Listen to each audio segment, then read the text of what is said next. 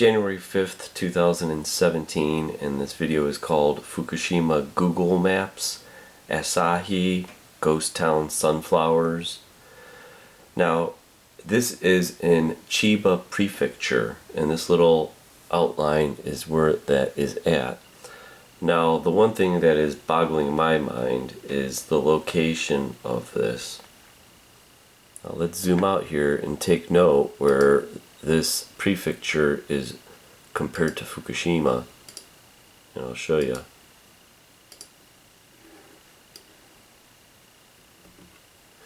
Here's the point I'm pointing to. Now Fukushima is up here. The nuclear power plant is right here. And even if there was the massive tsunami that hit this coast, when I show you these Google Maps and pictures, how in the heck is this a semi-ghost town? And I'll show you. Now the towns around the Fukushima Daiichi nuclear power plant are turning into ghost towns. And this is how I'm showing you. This kind of looks like nobody's living here. Now we're going to follow this street over here. Now I'm not seeing any people walking around here at all. There's a couple cars, but the buildings look... This is now September 2012.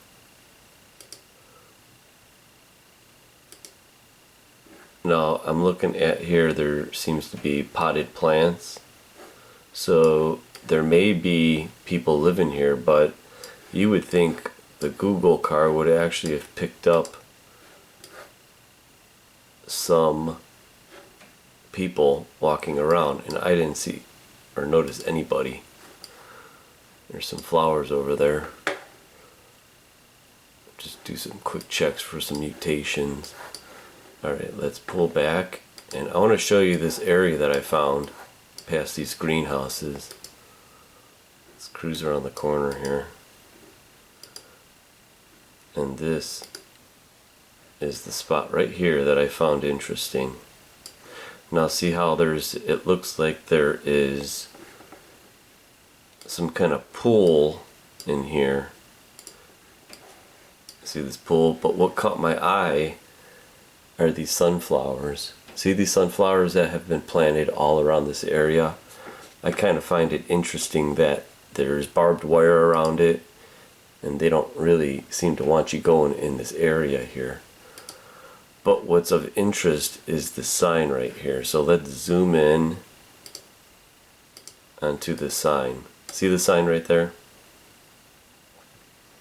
Okay, I know someone that can translate Japanese, so let me go on here. Now the power plant that the Fukushima Daiichi nuclear power plant, they're turning ghost towns because the radiation from the multiple meltdowns. Now around 160,000 people were displaced by the nuclear disaster.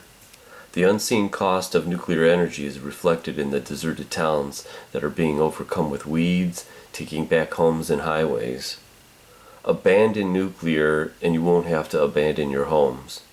Now cruising through the streets of Asahi, and I apologize for me butchering that, but I'm not good at pronouncing those Japanese names. I noticed these sunflowers growing around the pool surrounded by the chain link fence with this sign. Now this sign translated that in the red part it says danger, do not enter, and some kind of land improvement department. Now a lot of times Google Maps have blurred signs that can't be read. Now what caught my eye about these sunflowers is that sunflowers pull radioactive contaminants out of the soil. Radioactive isotopes mimic some of the nutrients that the plant takes up normally. And so the plants really don't distinguish between those radioactive isotopes and some nutrients like potassium and calcium that it takes up as a matter of course.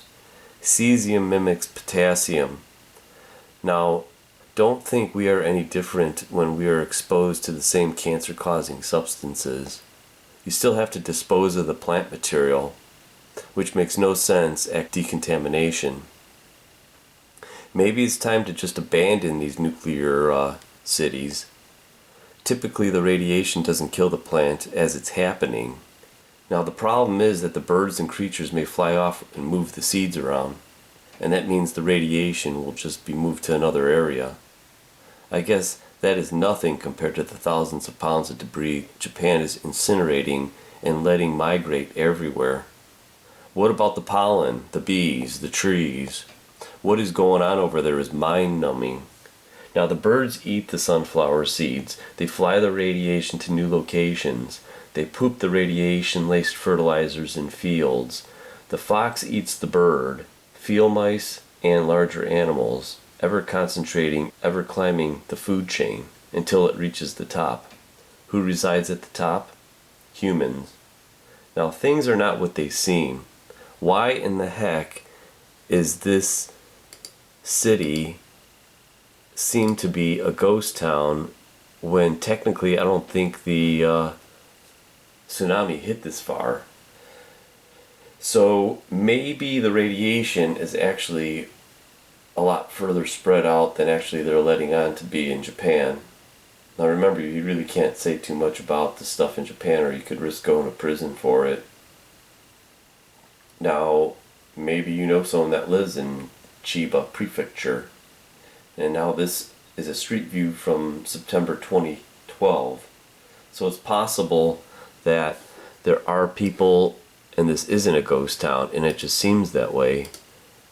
But if you look at these Google Maps over here, now these are deceiving. These are probably workers that are decontaminating the place. And notice, see how they fuzz out the license plates on vehicles. I think these are working vehicles, and it kind of gives off because they're all white.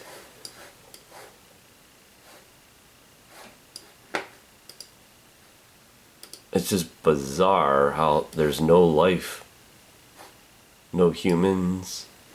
Now here's a little area that's blurred out. See that?